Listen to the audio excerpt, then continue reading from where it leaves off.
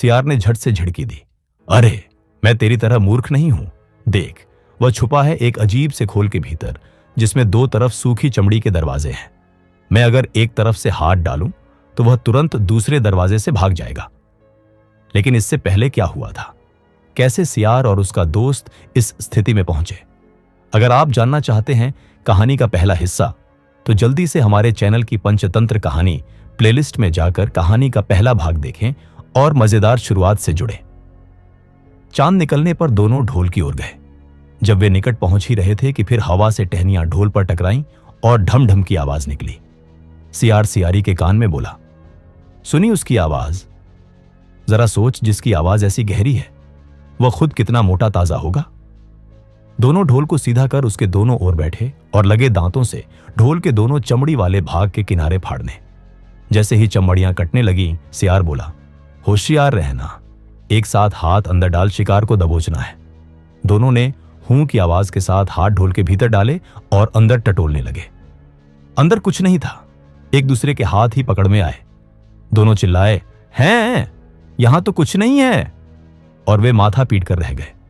सीख, बड़ी बड़ी शेखी मारने वाले लोग भी ढोल की तरह ही अंदर से खोखले होते हैं। यह कहानी सुनने के बाद पिंगलक ने कहा, भाई मैं क्या करूं? जब मेरा पूरा परिवार और सभी साथी भयभीत होकर भागने पर तुले हैं, तो अकेला मैं ही कैसे धैर्य से रह सकता हूं? दमनक ने कहा, इसमें आपके सेवकों का क्या दोष है? जैसा मालिक करेगा वैसा ही सेवक करेंगे। तो भी आप तब तक यहां ठहरिए जब तक मैं उस आवाज के विषय में ठीक ठीक पता न लगा लूं।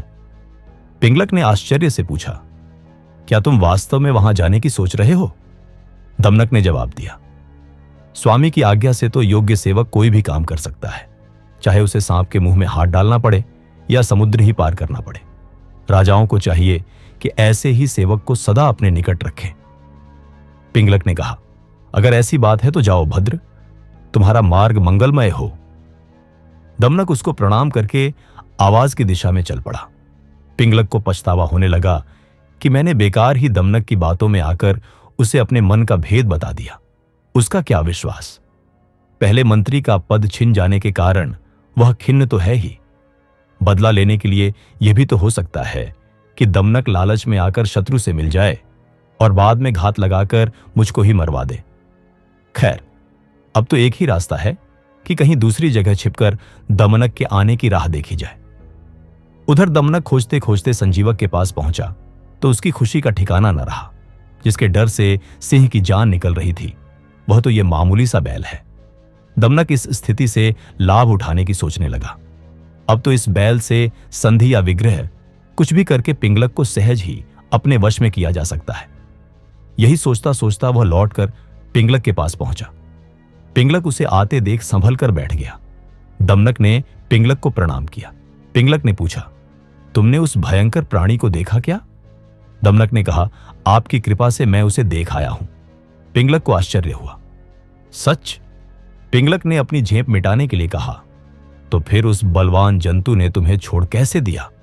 शायद उसने इसीलिए तुमको छोड़ दिया होगा कि बलशाली लोग अपने समान बल वाले से ही बैर या मित्रता करते हैं। कहां वह महाबली और कहां तुम जैसा तुच्छ विनम्र प्राणी। दमनक ने मन का क्षोभ छिपाकर कहा, ऐसा ही सही, वह सचमुच महान है, बलशाली है और मैं एकदम क्षुद्र दीन प्राणी हूं। तो भी यदि आप कहें तो मैं उसे भी लाकर आपकी सेवा में लगा सकता हूं। पिंगलक ने चकित होकर कहा, सच कहते हो? ऐसा संभव है? दमनक बोला, बुद्धि के लिए कुछ भी असंभव नहीं।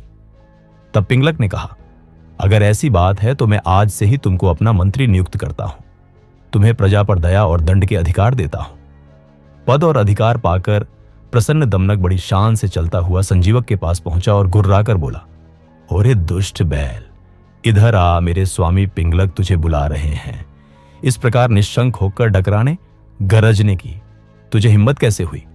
संजीवक ने पूछा, ये पिंगलक कौन है भाई? दमनक ने जवाब दिया, अरे तू क्या वनराज सिंह पिंगलक को नहीं जानता? अभी तुझे पता चल जाएगा। वह देख, बरगद के पेड़ के नीचे अपने परिवार के साथ जो सिंह बैठा है वही हमारे स्वामी पिंगलक है। यह सुनकर संजीवक की कंपकंपी छूट गई। वह कातर स्वर में बोला, भाई तुम तो चतुर सुजान लगते हो, अपने स्वामी से मुझे माफ करवा दो तो मैं अभी तुम्हारे साथ चला चलता हूं। दमनक ने कहा, बात तो ठीक है तुम्हारी, अच्छा ठहरो, मैं अभी स्वामी से पूछ कर आता हूं। वह पिंगलक के पास जाकर बोला, स्वामी, वह कोई मामूली जंतु नहीं है, वह तो भगवान शंकर का वाहन वृषभ है। मेरे पूछने पर उसने बताया कि भगवान शंकर के आदेश से वह नित्य यहां आकर यमुना तट पर हरी हरी घास चरता है और इस वन में घूमा करता है। पिंगलक भयभीत होकर बोला, यह सच ही होगा, क्योंकि भगवान की कृपा के बिना घास चरने वाला यह प्राणी सर्पों से भरे वन में इस तरह से डकराता हुआ निर्भय विचरण नहीं कर सकता।